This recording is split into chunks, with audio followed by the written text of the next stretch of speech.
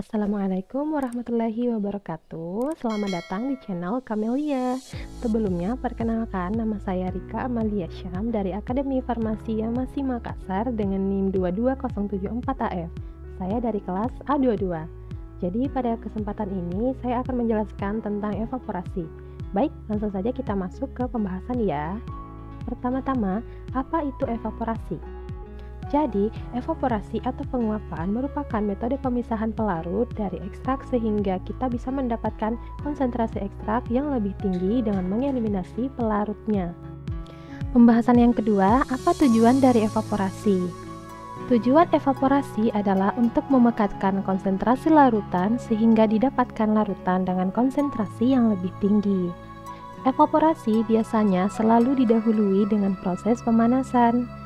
Panas yang dibutuhkan dalam proses evaporasi dapat disuplai secara alami menggunakan sinar matahari atau dapat juga dengan cara penambahan uap panas atau steam pada sistem. Selanjutnya, dasar evaporasi.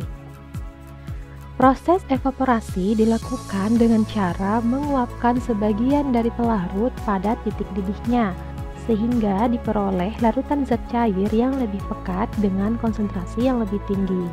Uap yang terbentuk pada proses evaporasi biasanya hanya terdiri dari satu komponen dan jika uapnya dalam bentuk campuran, secara umum tidak dilakukan usaha untuk memisahkan komponen-komponennya.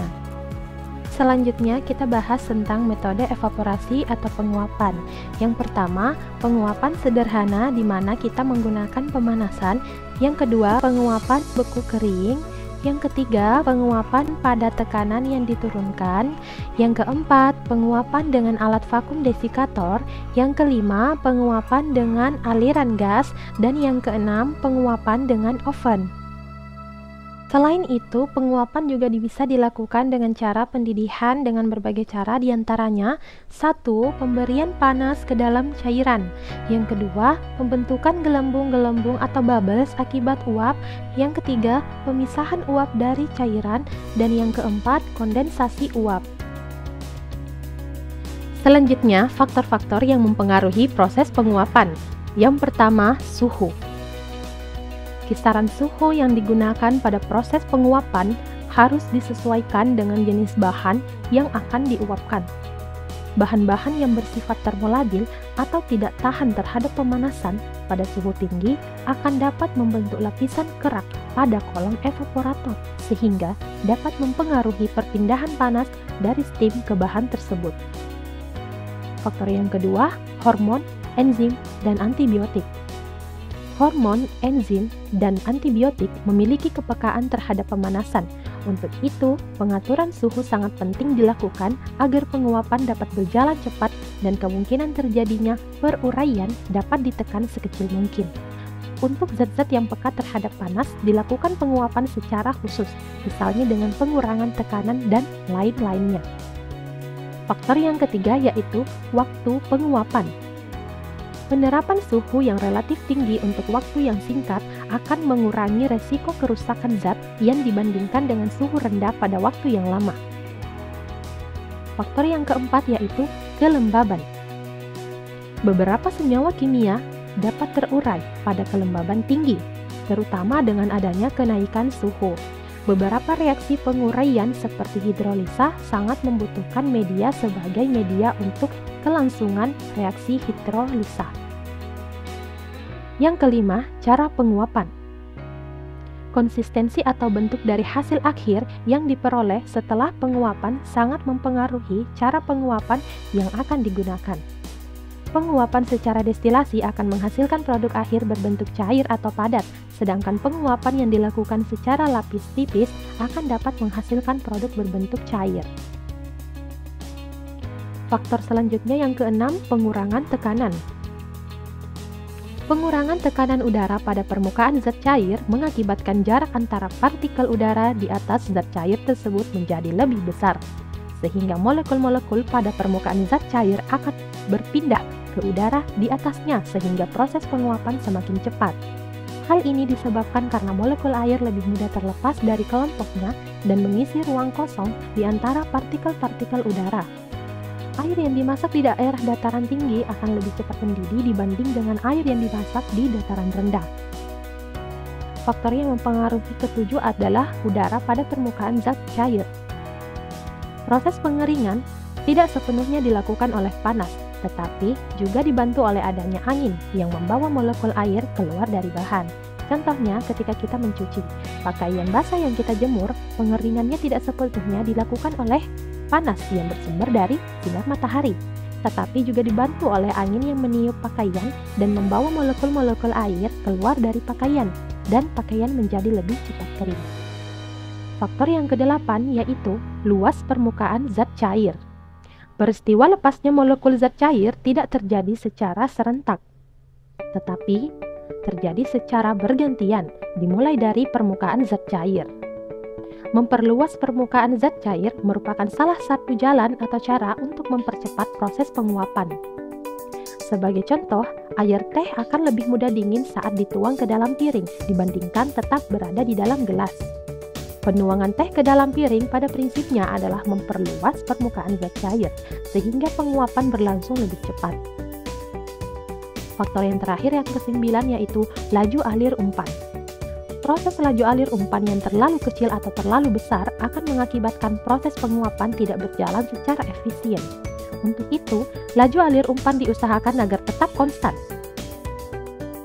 Faktor yang mempengaruhi laju penguapan antara lain: 1. Laju panas pada waktu dipindahkan ke bahan cair. Yang kedua, jumlah panas yang dibutuhkan untuk menguapkan setiap pound cair. Yang ketiga, suhu maksimum yang diperkenankan untuk bahan cair. Yang keempat, tekanan pada saat penguapan terjadi. Yang kelima, perubahan-perubahan lain yang mungkin terjadi pada bahan selama berlangsungnya penguapan. Baik, berikut ini adalah alat yang bisa kita gunakan untuk melakukan evaporasi. Nama alatnya rotary evaporator atau biasa disingkat rotavac atau rotapavor. Bisa teman-teman lihat gambar di samping adalah rotavac beserta dengan bagian-bagiannya. Mari kita bahas satu persatu apa saja bagian-bagian dari rotapavor ini. Yang pertama ada hot plate. Hot plate berfungsi untuk mengatur suhu pada water bath dengan temperatur yang diinginkan tergantung titik didih dari pelarut. Yang kedua ada water bath. Water bath berfungsi sebagai wadah air yang dipanaskan oleh hot plate untuk labu alas yang berisi sampel. Yang ketiga ujung rotor sampel. Ujung rotor sampel berfungsi sebagai tempat labu alas bulat sampel bergantung. Yang keempat ada lubang kondensor. Lubang kondensor berfungsi sebagai pintu masuk bagi air ke dalam kondensor yang airnya disedot oleh pompa vakum. Bagian yang kelima yaitu kondensor. Kondensor berfungsi sebagai pendingin yang mempercepat proses perubahan fase dari fase gas ke fase cair. Yang keenam, lubang kondensor. Lubang kondensor berfungsi sebagai pintu keluar bagi air dari dalam kondensor. Bagian yang ketujuh, labu alas bulat. Labu alas bulat penampung ini berfungsi sebagai wadah bagi penampung pelarut. Yang kedelapan, ujung rotor penampung. Ujung rotor penampung berfungsi sebagai tempat labu alas bulat penampung bergantung. Itulah tadi bagian-bagian dari rotapavor. Baik, selanjutnya kita akan membahas apa saja keuntungan dan juga kelemahan dari alat rotary evaporator ini. Yang pertama, kita bahas dulu keuntungannya. 1. Pembebasan minyak lebih mudah. Kondensasi minyak serta air dalam pendingin terjadi dalam waktu yang sama sehingga mengurangi minyak terlarut. Yang kedua, mampu memisahkan zat dengan perbedaan titik didih yang tinggi. Yang ketiga, produk yang dihasilkan berbentuk ekstrak kentang. Selanjutnya, mari kita bahas tentang kelemahannya. Yang pertama, hanya dapat memisahkan zat yang memiliki titik didih tinggi. Yang kedua, alat yang digunakan relatif mahal. Yang ketiga, peralatan yang digunakan relatif rumit. Dan yang keempat, waktu pengerjaannya lumayan lama. Itulah tadi kekurangan dan juga kelebihan dari alat rotary evaporator. Pertama-tama kita hubungkan dulu seluruh kabel listrik rotapavor, mulai dari kabel penangas air, kabel pompa vakum, dan kabel sirkulator air untuk kondensor yang telah terhubung dalam kasus ini. Kemudian kita siapkan labu untuk menampung destilat atau pelarut. Secara hati-hati kita jepit labu penampung destilat ini dengan kain khusus yang selanjutnya kita putar dengan seksama agar labu tertahan dengan baik pada kondensor rotapavor.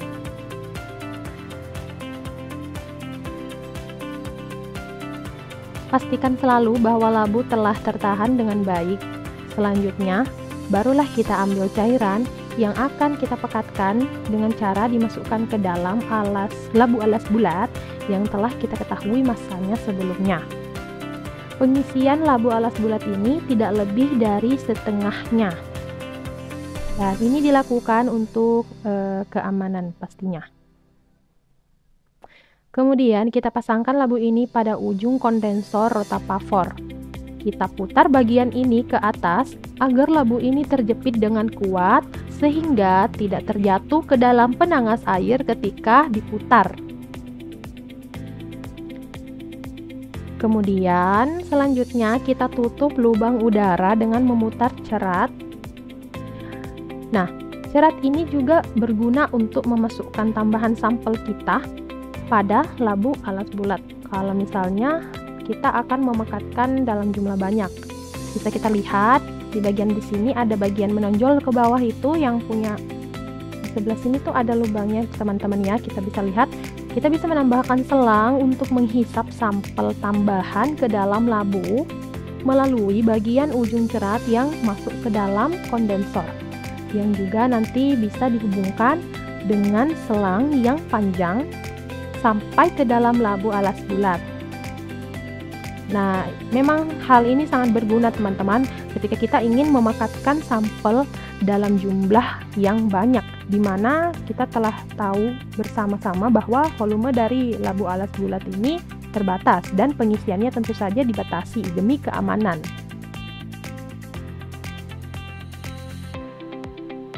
Kemudian selanjutnya kita nyalakan vakum dan kita biarkan vakum ini menghisap gas yang ada di dalam radas hingga keadaan tekanan di dalam radas ini menjadi sangat rendah.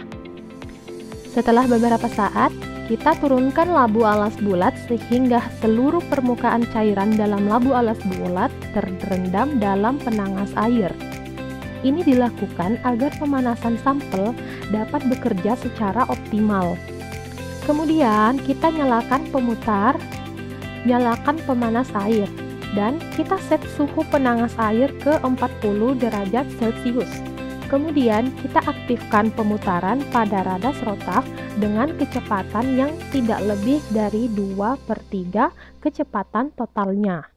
Maka sampel akan mulai dipanaskan dan diputar dalam kondisi tekanan yang sangat rendah.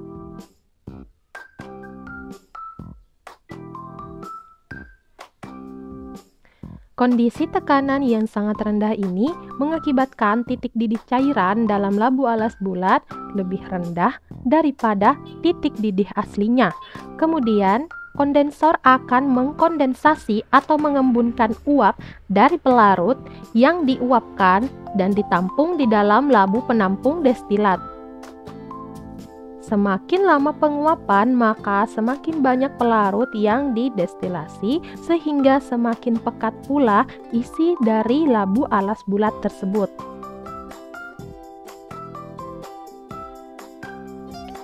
Setelah merasa cukup, kita bisa menghentikan proses evaporasi ini. Oh iya, satu lagi, bagian dari radas rotaf yang penting untuk kita jelaskan, yaitu perangkap air atau water trapper. Bagian ini mencegah meluapnya air dari aspirator atau pompa vakum yang memanfaatkan air yang kita gunakan di laboratorium ke dalam rotapavor. Jika ini terjadi, maka hal ini sangat disayangkan. Karena apa? Karena hal itu bisa mengkontaminasi ekstrak pekat kita. Nah, pada intinya water trapper ini merupakan komponen pengaman dalam situasi darurat. Tentunya agar hal yang tidak kita inginkan itu terjadi dalam penggunaan rotapavor, kita perlu mengetahui bagaimana cara menghentikan alat rotapavor kita dengan baik dan benar.